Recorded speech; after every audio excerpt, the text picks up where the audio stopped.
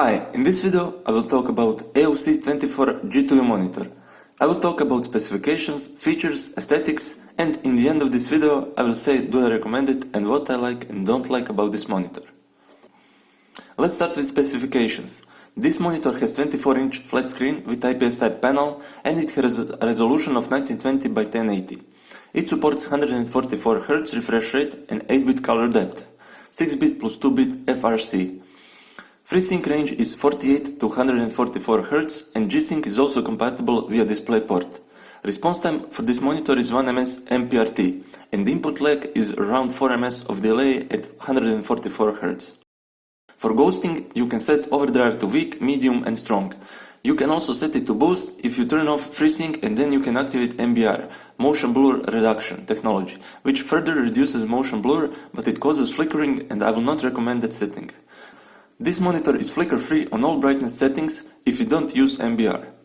I tested ghosting with UFO test and ghosting was visible on weak, on medium was slightly reduced, on strong was even more reduced and you can see very little ghosting on strong setting, but strong setting can cause pixel overshoot or inverse ghosting at lower frame rates, and in that case the best option is to set overdrive on medium.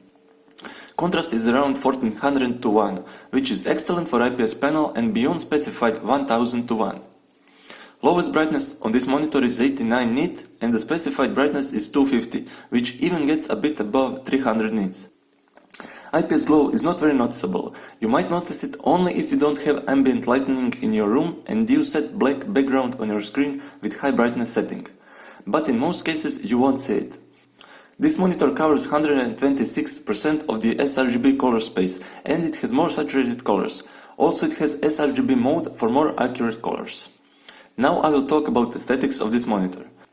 It has three-sided borderless design, but when you turn on the monitor you can see black borders at the top and on the sides.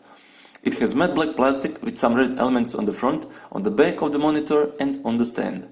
The stand base has two longer legs at the front, two shorter legs on the rear. Stand is adjustable in all directions. You can tilt it, you can adjust height 130mm, swivel and you can rotate it from landscape to portrait orientation. Also it supports VESA 100x100. When it comes to features, this monitor includes 4 USB 3.0 ports and 1 upstream port, 2 HDMI 1.4, DisplayPort 1.2, VGA 3.5mm audio input, 3.5mm headphone jack and AC power input. This monitor also includes 2-watt speakers which are not so good, there is no bass at all, they just provide basic sound. I recommend that you connect your headphones or external speakers. Accessories that you get with the monitor are power cable, HDMI and DisplayPort cable. I would recommend this monitor especially if you're into gaming. It has 144Hz refresh rate, it has FreeSync and G-Sync is also compatible via DisplayPort. Response time is around 4 ms and if you're a casual gamer that won't bother you. For ghosting, the best option is to set overdrive on medium or strong. When it comes to colors, this IPS panel is excellent. I was using Dell P2419 and I was surprised how good colors look. If you want even more accurate colors, you can set it to sRGB mode. A few things that I don't like about this monitor is the built-in speakers. They are not very loud on 100% and they have no bass. Also, I didn't like brightness on this monitor because on zero brightness it was a bit too bright. Also, this monitor has menu buttons so you can navigate through OSD and it will be much easier to navigate through settings with joystick, but you can always use AOC G menu desktop application and manage all your settings there instead. All in all, this is excellent budget monitor with great vibrant colors and I would totally recommend it. And that's it for this video. If you have any questions, please ask me in the comments. Bye!